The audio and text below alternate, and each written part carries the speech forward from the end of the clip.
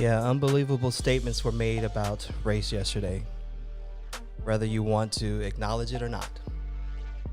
But my question was, will the history books tell the full story? Probably not, but the question underneath that is, how do we create opportunities for dialogue not only ensure that the truth comes out, but all sides of the story are told? We're going to get a little help with that tonight with the co-founders of Lab Education, that's Louisiana Anti-Bias Education, and a special co-moderator, Valerie Lewis.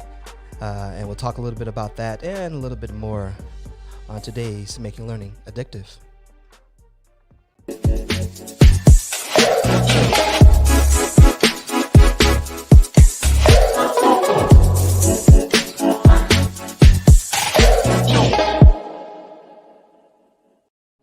Yeah, yesterday happened. There's no getting around it. It happened. And we need to talk about it. We really need to talk about it. But more importantly, our students, our children, they saw what happened. So how do we have those conversations about what they saw, how they saw it, what perspective they saw it from, and how they discuss it without us, to where we can actually find some sort of solution in the end. At least that's the hope and the challenge, so to speak. And we're going to talk a little bit about that with some very special guests tonight. We have the co-founders of Louisiana Anti-Bias Education, which is an organization dedicated to providing anti-bias and anti-racism professional development training for educators. It's an organization created by teachers for teachers, and they conduct online trainings and provide support for educators looking to improve their instruction through culturally responsive practices. Ladies and gentlemen, without further ado, please allow me to introduce to you the co-founders, Raven Cole and Selena Gilbo. All right, and before I let them just chime on, I have to bring on my other special guest, Valerie Lewis, my dear friend. Yeah, snaps up for Valerie for sure. And we're just gonna get into this.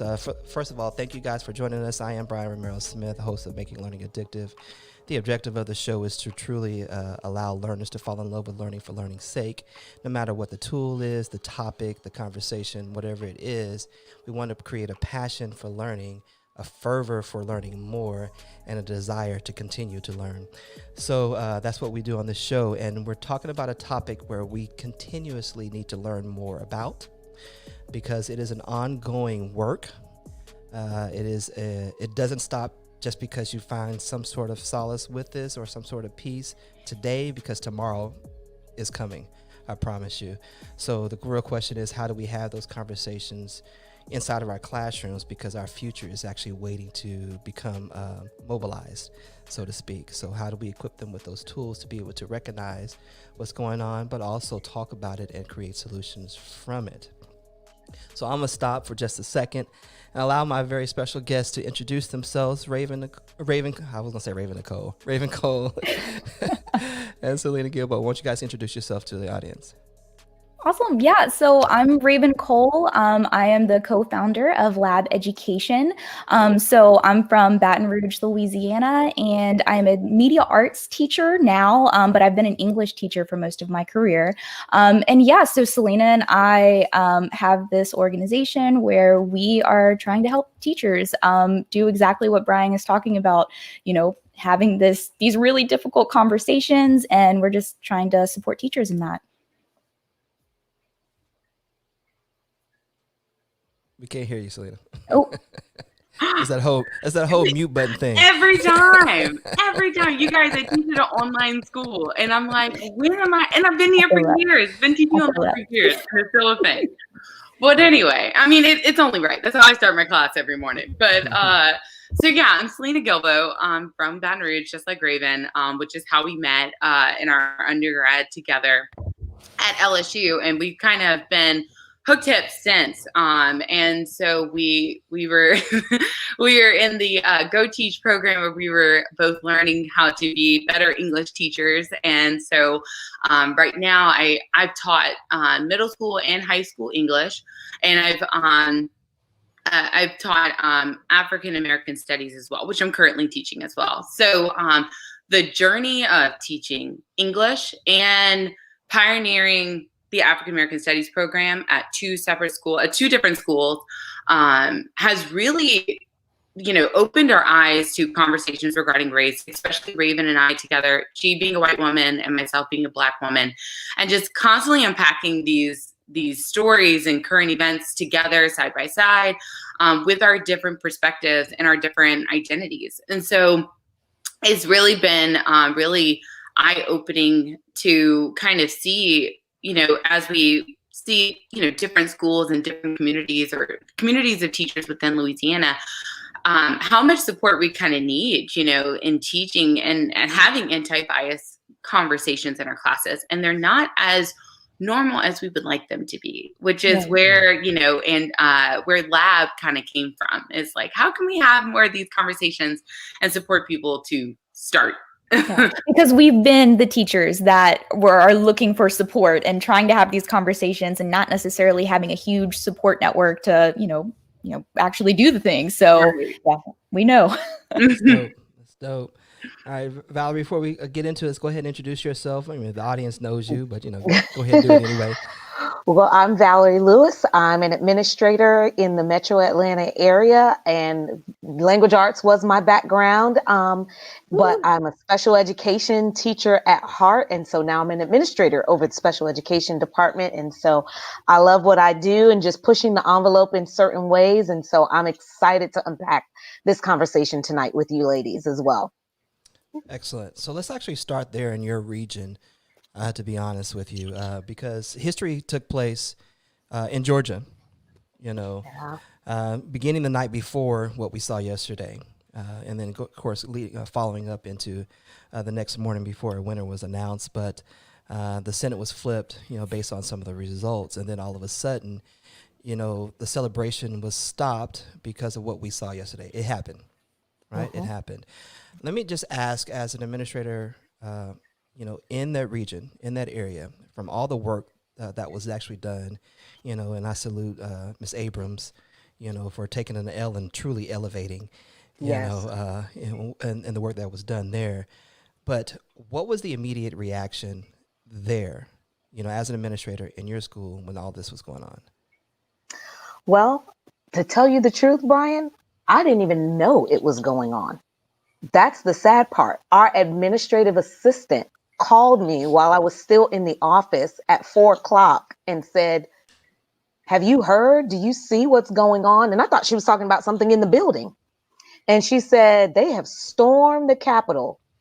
And of course, thank goodness I was the only one in my office, because the words that came out of my mouth, because I already knew what it looked like. And I said, "You have got to be what?"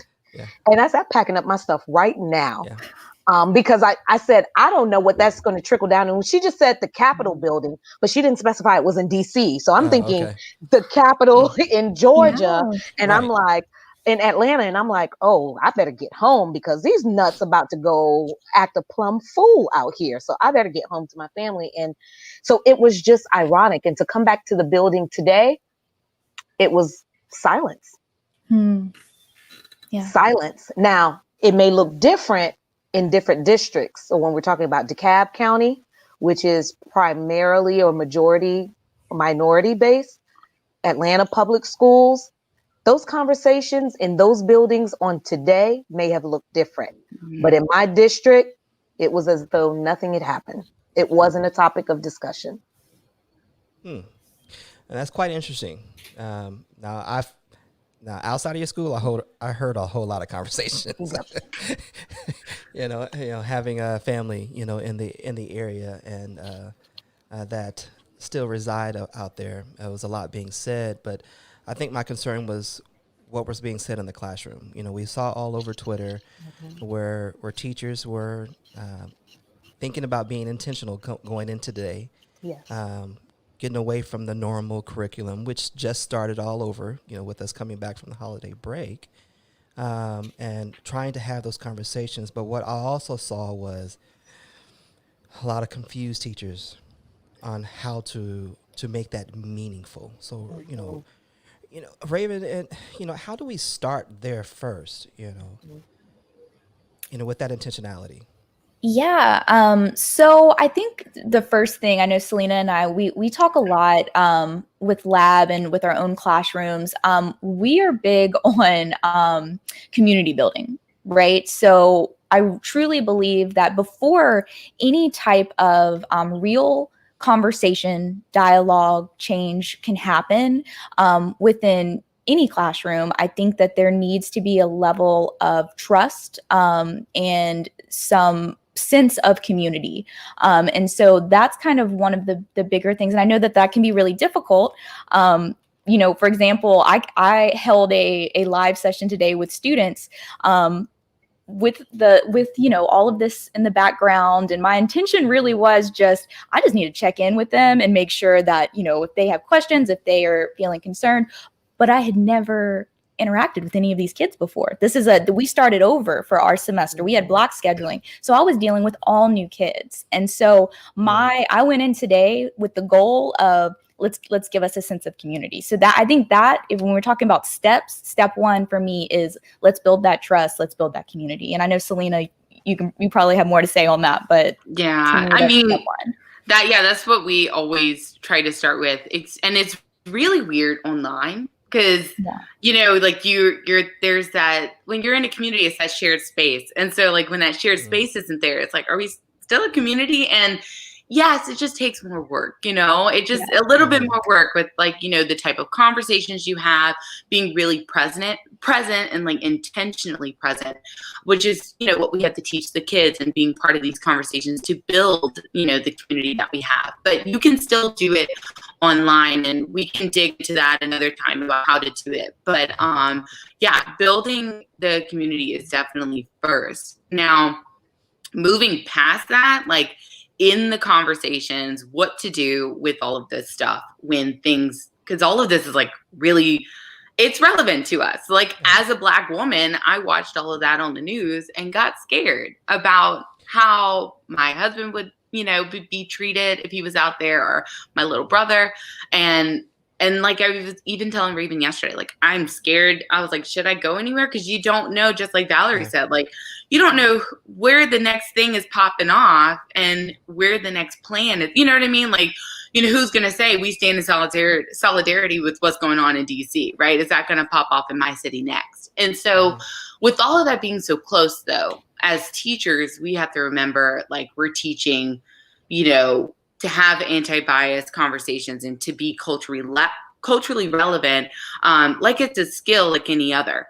And we got to approach it like teachers and keep to the text, you know, and not as, and it's easier said than done, but remove ourselves from that situation. So while, you know, we'll have these conversations in class, and I want to talk about my experience and my husband's experience, I want to stick more to what we see, what has happened, what has been history, more so than my interpretation of it or how I feel about it.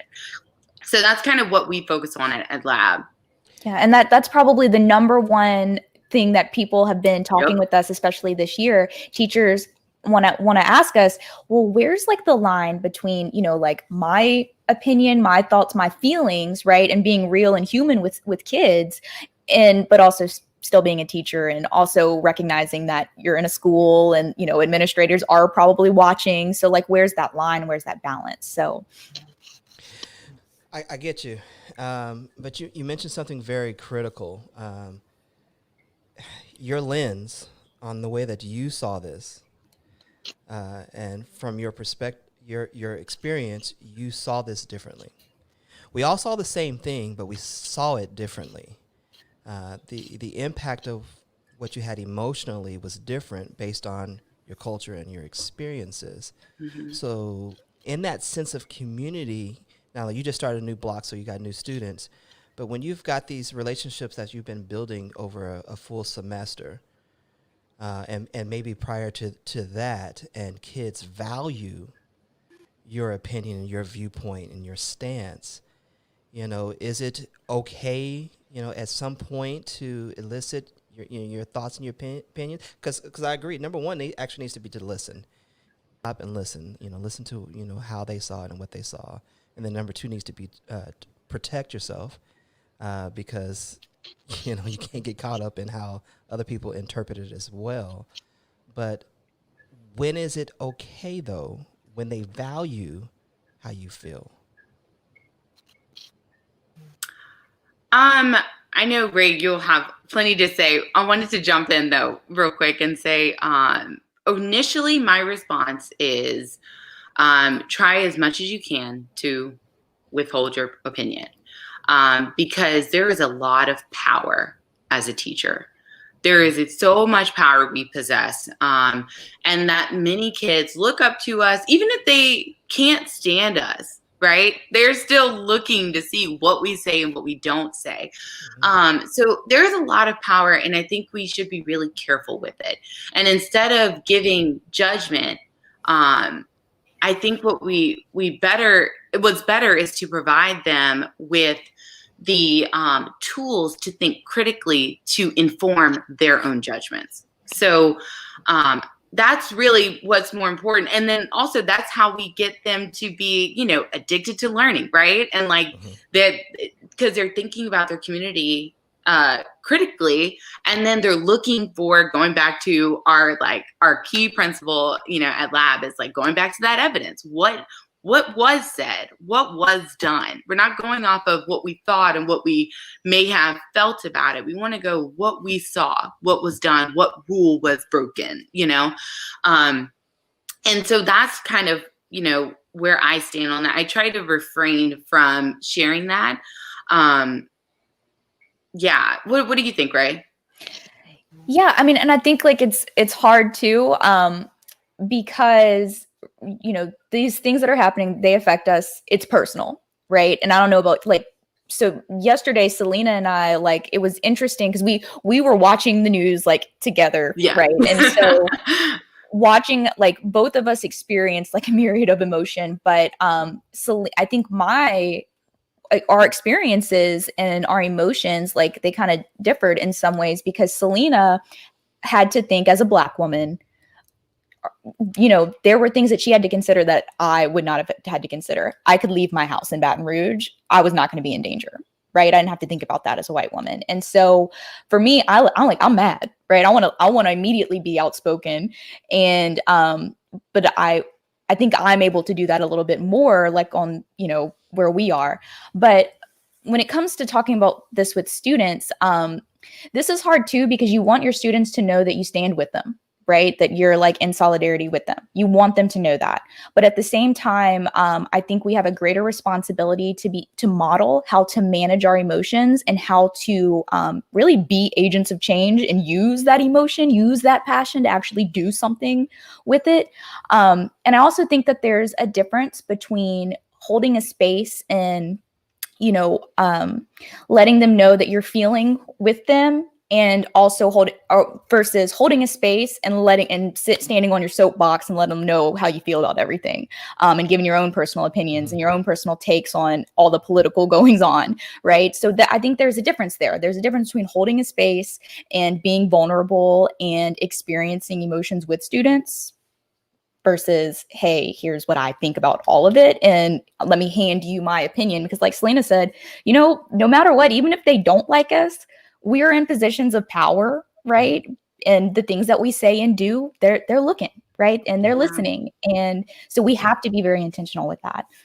Oh, and look, another perfect example. I'm thinking about my little 7th graders a couple years ago. We were talking about equal rights, and one of the kids at online school, typed, what did they? Oh, women shouldn't get paid as much because they don't work as hard as men, or something like that. And so, of course, other students jump in and they're, discussing, and they're getting, they're having a dialogue about it.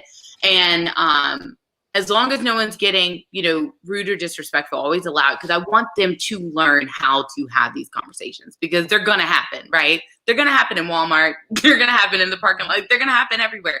They need to practice. And so this is a safe space.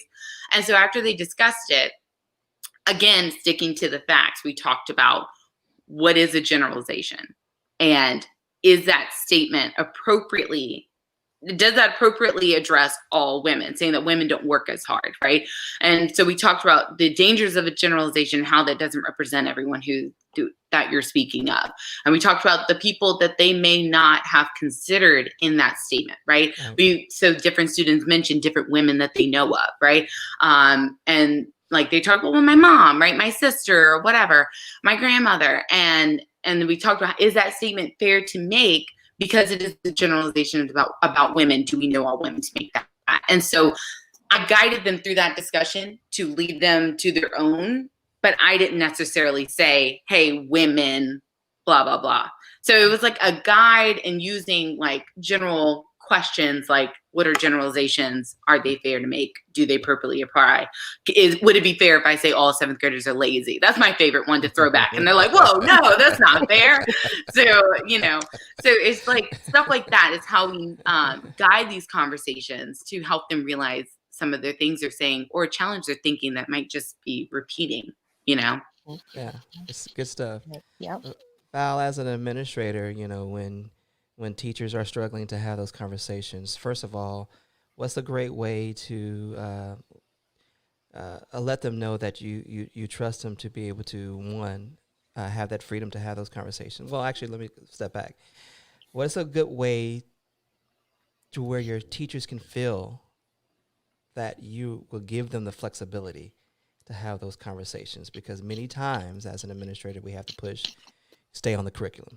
We got testing coming up. You got to teach this. You got to get that, blah, blah, blah, so on and so forth. And real life is happening right in front of our eyes. Yeah. And I think it's important. So what Selena and Raven both mentioned when you're talking about building community. So as an administrator, the same applies. You have to build community. And so when I'm making connections with teachers, it's not always about academics and curriculum. I always want them to know that I value them as people first and foremost. And so that breaks down a lot of barriers where they then can ask other type of questions because I'm not that one harping. Now, of course, the curriculum is important. We have a pacing guide. We've got, standards that have to be addressed. But then they also recognize, there's a human side to her. Mm-hmm. And maybe she will be understanding of, hey, how do I approach this? And then they come because they feel that trust has been built. They might not go to every administrator because we are all aren't one. We don't function the same. But I think that's the critical piece. Your people have to know you and you have to know your people. There's 3 things that we were trained here in Gwinnett, know your people, know your stuff, and just know. Pretty much you just have you have to know where to go get the answers. You have to know your people, who they are as individuals. I've got those teachers that are introverts. I've got those teachers that panic on a dime for every little thing. I've got those teachers that you can just empower, and I have those teachers that I have to manage. Truth be told, mm-hmm. I have those teachers. I know if a parent called and said, she said this, and I'm in my head, I'm going, I sure know she did, so you gotta know who they are and how to approach them. And it's unfortunate, but we're all humans and that's what it is. But I think that's the critical piece as an administrator. You have to make that connection with your people in order for them to know they can trust you. There's no judgment. Sometimes those conversations are fierce. You have to have courageous conversations with them. Sometimes I got to call them out on their stuff, but then come back in love and know, here's how I want to support you, though. I'm going to call you out, but here's how I'm going to support you and know that I want to see you win and I want to see you better. And so I think that just translates back into the classroom. All right, now what can I do with my students? How do I push the envelope a little bit more? And how do I go and get some guidance and not just go willy-nilly and then have to come back and ask for forgiveness? So that would definitely be how I see it and I view it, and other administrators may see it differently. Gotcha. Could I add something really quickly, just because I'm thinking about at the administrators that we've Selena and I have been fortunate enough to work at 2 different schools together, but we're in the Deep South, right? We our city, Baton Rouge, that where both of the schools were kind of located. Fortunate that it's East Baton Rouge Parish is relatively liberal compared to a lot of the state. That being said, we make our administrators nervous. Right. Like that's something I think let's just go. We make them nervous. Right. And so one conversation that I've had with a lot of teachers lately, especially on Reddit, and I've been like really talking with teachers on Reddit, where administrators are like, no, do not, like, why do you think that you should be talking about this? Right. And so one thing that I maybe want us to kind of touch here is maybe we don't have a wonderful administrator like Val. Right? Like Valerie, but maybe we don't have that wonderful administrator. How do we talk to our administrators and make them understand that these conversations are critical, that they're important, and they do have space in the classroom? And so one thing that Selena and I always talk about is the rationale, right? With our when we have stuff like this that we know are happening in our classroom, we have that rationale in our back pocket. Like we have it written out, right? We have it typed up. And so I just wanted to say, like, that's one thing. Like, I helped a teacher on Reddit like 2 days ago. They were like, well, what do you say to your administrator? Because I was talking about something that I had done. And they were like, well, what did you say? And I was like, well, here is a copy pasted. This is the letter that I sent to my principal. If you want to take this, if you want me to help you write that rationale, we can do that. And so, but I think that those are the type of things where teachers that teachers that might never have done something like this before, right? Feel compelled, like, I really should talk about this in my class, but I don't know where to start. Do I bring in my administrator? Well, let's talk about it, right? What's the rationale? Why are you having that conversation in your class? Where does it fit? Yeah, that's a great point. And, when you think about it, you can almost get away with anything if you can link it back to, let me not say the word curriculum, but whatever the standards and skills that you're teaching. So in the standards and skills, we know that you've got those I can statements and learning targets, but then there's where you need to go a step further, which are the indicators of achievement. How will you accomplish that? And so when you are able to unfold that, here's how this aligns to standards and skills that I must be teaching anyways, but here's what I'm going to use to make that happen, and talk about the engagement piece when you're talking about you want more student-centered learning and not just me on a stage, then you kind of win a case. I can't imagine someone's going to say, well, no, that doesn't make any sense. So you kind of back them into a corner because, the one thing with these online classes and Zooms, kids aren't turning on their cameras. Teachers feel like they're talking to a bunch of black square spaces. The idea of building community doesn't seem to exist. The kids don't even know each other, let alone their teachers. Some of the teachers don't even know what the kids look like. They just know their initials. So if they ran into them in the local grocery store, they wouldn't even know, oh, that's such and such in my class. They only recognize them by a school student ID number, the name printed on the black and white roster, or that initial that pops up on the Zoom. So I definitely love what you're saying, Raven. Be intentional, like know your stuff as an educator. If you're tying it to standards and skills and you're backing it with that indicator of achievement, here's how I plan to achieve this goal, you got a case and point.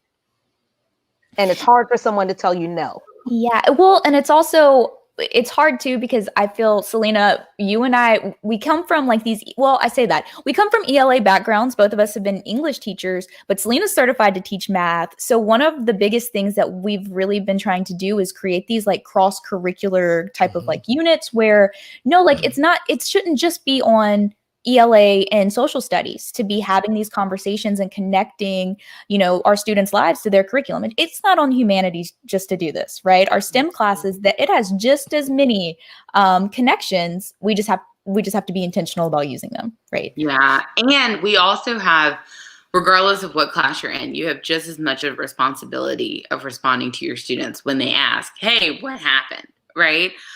Because that can happen in any class, especially if we're talking about building relationships. Well, you have a strong relationship with your math teacher. You might walk through the door and say, what happened last night? Why did that happen? Why did, I thought we had a democracy, right? So Raven said this really well, and I can't remember when she said this, probably years ago, but I've held on to it. And she said, what we say matters, but what we don't say matters too. you know? And so it's just kind of like the news, you know? Like if you see something or you hear something, right? You might see it on, you know, in the streets yourself.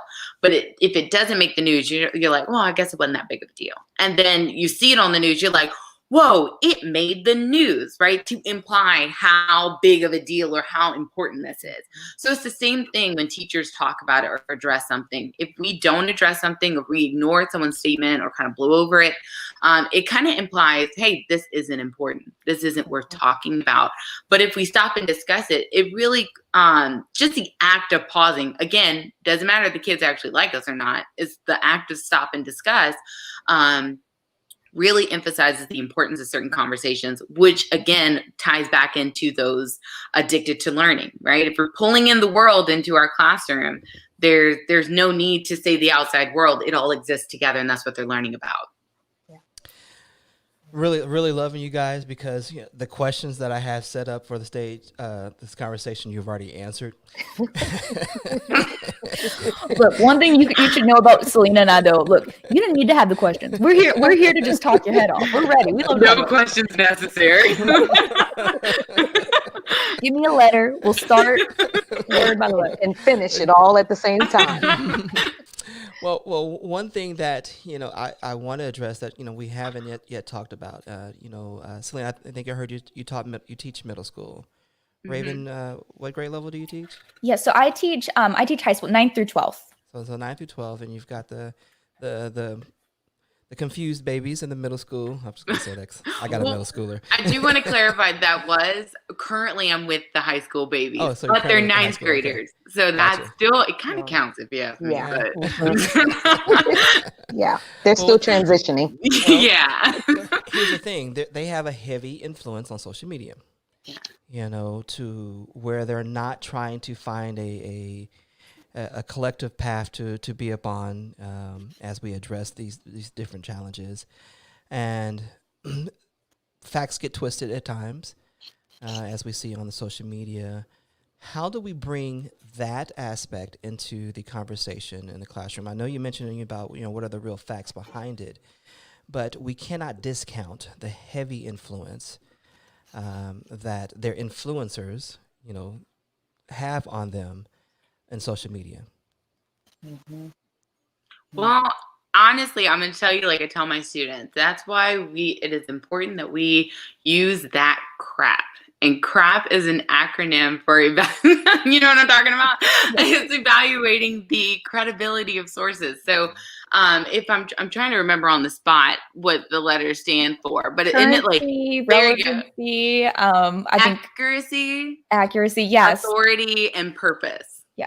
So what she's talking about though, it is 2020. If your school or you yourself have not done something on digital literacy or like taken time to do stuff with digital literacy about evaluating sources, especially my STEM people. I mean, come on, like again, this is the most important to me battle that we're having right now with our kids. But yeah. Yeah, I mean, I was looking at the news and I was just like, I didn't go over this crap with them. You know what I mean? Like this happened because some folks took the wrong information and ran with it. We did not evaluate our sources. We did not question the authority, the accuracy of the information. We didn't follow up.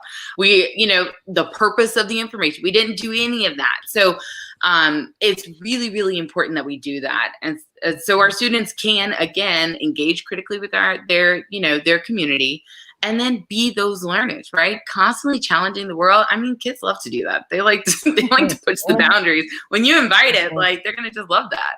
Yeah, they want to prove the grown folks wrong.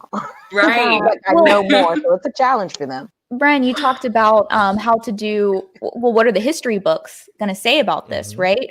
Well, I mean, I think it's really important for all teachers, like, hey, let's call it what it is, right? This was a political campaign of disinformation, of misinformation, right? Like intentional use of wrong information. And hey, can we find that in our textbooks, right? Like make it an assignment, right? Like let's analyze the textbooks and the sources and the curriculum that we've been given. I know I would, but I was fortunate in that I taught advanced placement literature. So I was able to kind of get away with a little more, I think, than some classes. But I loved, hey, let's take this prompt and let's break down, is there biased language in this prompt? Right? Is there something that's leading us to, and students like that, right? They like being able to be like, there's a conspiracy, or there's a, Yes, indeed, they indeed. like it. And I'm like, I love it. I'm like, yes, absolutely. And those are things that should be happening across the board for all students. Not just our AP students, not just our high flyers. All students should be pushed to think critically, think beyond. I think a lot of folks get caught up on, oh, well, we're teaching multicultural education, and it's just because we've got a laundry list of diverse authors and we just read all these books. But is that really the point, just to read books by diverse authors? Or is it to go a little bit deeper and looking at it with a critical lens? Where can we identify the author's bias?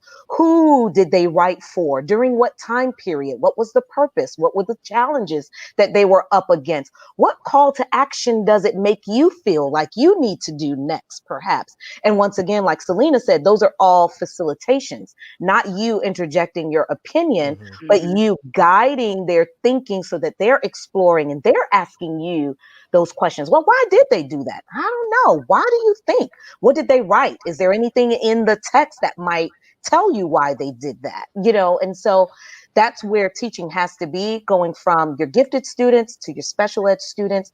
That's where the inequities in education start to arise. And so we've got to level this playing field for all students to be critical thinkers, no matter how we as a school system track them.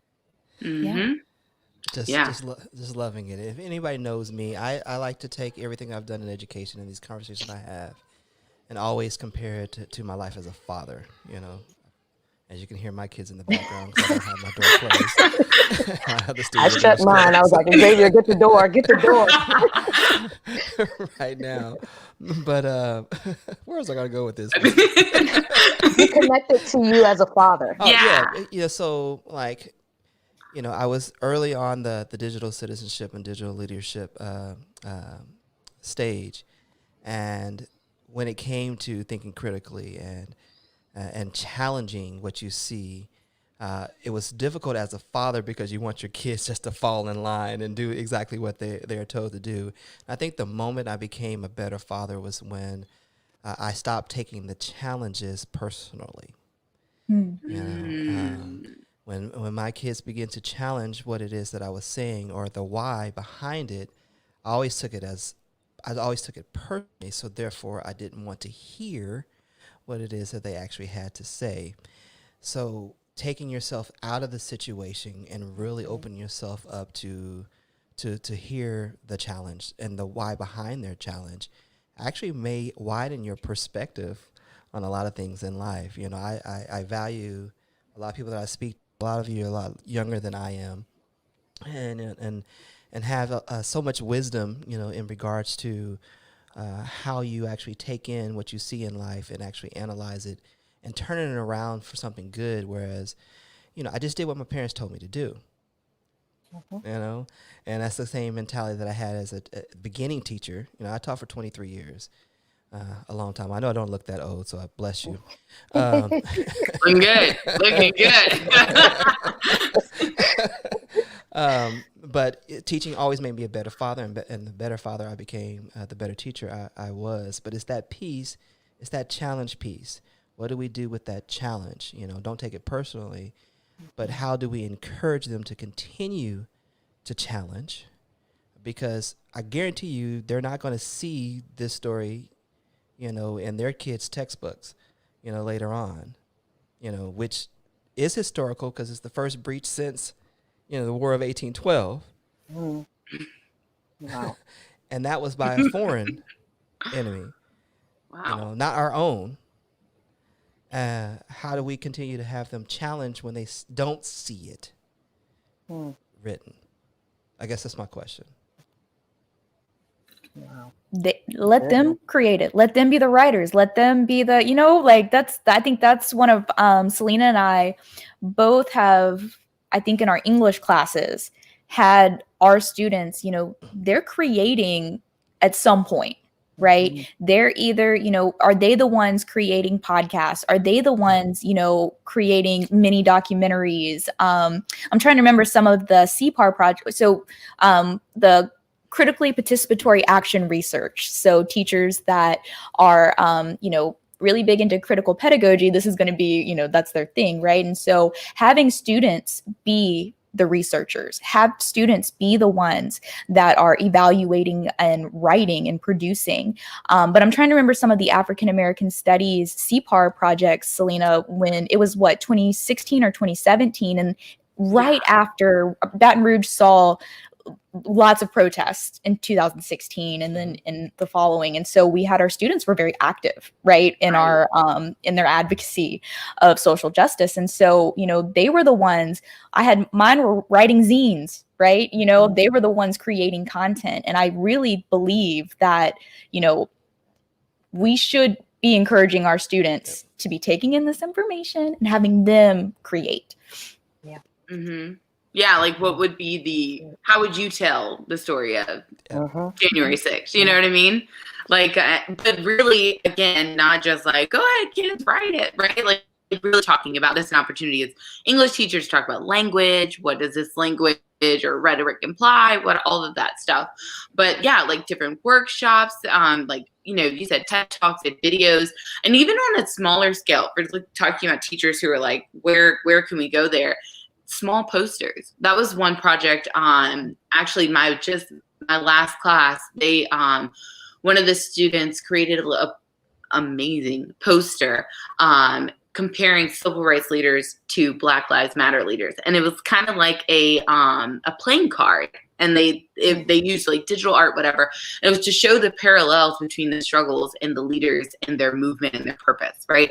And it was just really cool to see how they had taken in the history that we just, went over and had connected it to the present day. And it was just really astounding. But like kids, if we give them the right tools, they will take it from there. I don't think it will take a lot of push once you get that, that wagon rolling, that's what I found is just like, once you start rolling the wagon, they continuously surprise me over and over and over again. So they definitely can take it. Or let them bring their own tools. Yeah. That's me speaking against choice boards. Sorry.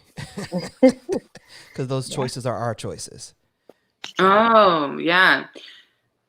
Yeah. Sorry. That's another conversation later on. No, that's definitely it. And like you said, Ryan, and I mean, I echo everything that you guys said. I think that some of the deepest and the most profound learning happens in those creative mediums, because this is where they are actually applying the knowledge. It's not the worksheet. It's not, at the end, the common assessment that you put together and they had to fill in the multiple choice answers, because that's just a process of elimination.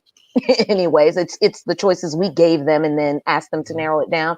So in that, there's power in that. They are digital storytellers.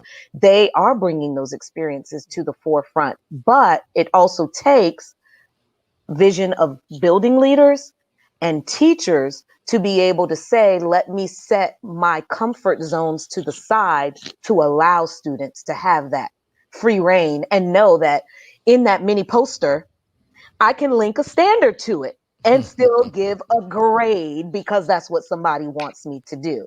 Or I can still grade that kid's podcast. That's speaking and listening. That's a skill. Okay, how can I apply that? How did they develop a theme in their podcast? How did they use supporting evidence? How did they include research?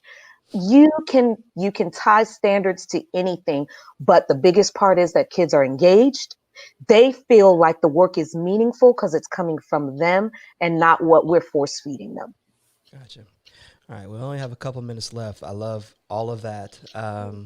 Just don't let it end there.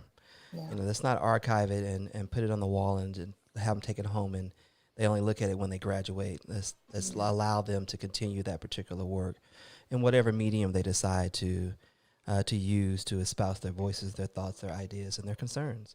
Real quick, ladies and gentlemen, I just wanted to show that little piece that they were talking about with crap, you know. Oh yeah. There it is, currency, reliability, and I'll go ahead and tweet it out for you guys to review it later on. But I remember seeing that when teaching digital citizenship, so that was pretty dope that you actually brought that up. I was like, oh yeah, I remember that. Middle schoolers love that because they gasp the first time. I'm like, you gotta do this. Seniors like that, you know, and there are these horrible YouTube songs that people have made of it, and it's awesome. I love it. Well, I haven't seen that. Well, I know Raven and Selena, you guys offer professional development, you know, to help people actually create these opportunities for critical conversations. I've got your website up. You want to speak to that a little bit about your services that you offer? You got it, Ray? Oh, okay. Yeah, I got it. Yeah, so our biggest thing right now that's coming up that we are really actively planning. So we do offer professional development for, you know, schools and districts. However, we're planning these dialogue-based workshops that I want to say it is February 4th. If you go to our website, you can schedule yourself. That being said, this is a workshop where we're trying to provide you the space to really identify the practices that are appropriate for your community, right? Our best practices for your community, because we know the conversations that happen, you know, in Georgia might look different than the ones that are happening in Louisiana, right? And they should, right? They should be very relevant to the students. And we will go through like practical, hey, let me give you this scenario, right? We'll provide you with some scenarios that actually happen to our teachers and happen to us, and we'll walk you through, right? Here's how, you know, we recommend going through using anti-bias practices. But yeah, if you just reach out to us though, we would be happy to work with you on what's best for you and your community. Yeah. Yeah. All right. So what is the best way to reach you? I see them making an appointment, you know, on here. Is that one of the best ways to reach you? Yeah. So we also are on every social media at this point. So if you go to at Lab Education for Instagram, Twitter, and you DM us or on Facebook, we also have a YouTube and our website is labeducation.net. And so there are ways to contact us on the website. But yeah, that's we're you know, trying to connect with all of these online education communities. So yeah, exactly that. Excellent. I love it. I love it. I love it. I really appreciate you guys. I mean, we met, I guess, a couple of months ago as a part of the Pastor EDU. Was it just last month? Which is awesome. I know. We loved it. Yeah, Margaret brought them on board. In the world. Yes, Margaret the champion, of course. Yes. Margaret. Yes. Love Margaret. yes. And I said immediately, oh, I'm going to have them on for sure. And I wasn't planning this soon. I wasn't planning on doing a show for this Thursday because we've got something coming up next week in regards to the anti-racism, not anti-racism, The Leading Equity Summit. Yep. I'm really on this. You know what's on my mind you know, right now. But we got the Leading Equity Summit that's coming up, actually jumping off on Sunday. And I was going to have that, you know, segue me into this next season of the show. But this happened, and I really wanted your insight because I think it's critical. Like I said, I think as a father, you know, what are the conversations that I would like to see my own kids have in the classroom? I didn't see it. They're home virtually. I didn't see those conversations. To be honest with you, the teacher that I know would have done it in middle school, she has quit the profession because of COVID, you know, sadly enough. But I did reach out to her today, you know, just to see how she was doing, in hopes that she would, you know, feel encouraged by, you know, me missing her and the opportunity for our kids to be able to have those critical conversations in such a safe environment that she actually created. So I appreciate you guys creating that, not only for your own students, but creating the opportunities in the templates and the framework for other people to do so. Yeah. As well. And look, we feel you on the urgency. Raven and I were just talking just like yesterday, early before things popped off. And we were like, yeah, we're going to wait till like mid-February to do anything. Yeah, we're going to wait. That happened. We're like, so February 4th? So we were like, how soon? And then you said, hey, you want to do this? I was like, yes, let's do this. So I do want to say to all the teachers watching, though, that we have more to share if you're concerned at all, because it can be scary. It's very close and personal, but we know what it means to be worried about these things and to put yourself out there and have those conversations. And we're very respectful of people's comfort level. We don't say, hey, this is how you do anti-bias. This is how you do it where you are. Right. Yeah. And then we'll focus on challenging it more later. And same for your students. So we're all about meeting people where they are. So if you're worried at all about how to have any conversation, reach out. We are here. We're two friends looking for more friends. That's basically what it is. Just don't let that fear of doing things, imperfectly stop you from doing the work. Don't let that fear of, oh, I'm going to mess up. I'm not going to do it right. Don't let that happen. Right. Instead, let's at least start, because everybody starts somewhere. So. Right. Well, I'm glad that you ladies are in the profession. You make us proud, and hopefully this is the hope that educators everywhere, like Brian said, it's sad to see a lot of great educators that have walked away from the profession due to the pandemic and all the strains. But it's nice to know that we have rock star teachers in the classroom that are doing the work and doing the right work for kids. And, parents that have you guys as educators, they are lucky to have you. And we're glad to know y'all. We're so excited to be a part of this community. So thank you. Thank you for the opportunity. Yeah. So please, if you need anything from us, we have your back. Not only that, we'll do whatever we can to promote your story and amplify your voice. That's what we're about as a community. So don't hesitate. And we mean that sincerely. Right. Got it. Ladies and gentlemen, we thank you for joining us this evening. I know we went a little bit over time, but I think it was well worth it. I'd like to thank my special guests tonight, Raven Cole and Selena Gilbo, and of course my co-moderator Valerie Lewis for tonight. We challenge you to, not be afraid to have those critical conversations, but most importantly, make sure that you listen. Take the time to listen. I guarantee you, when you listen close enough, you'll figure out the right way to make learning addictive. Love you, and you have a good night.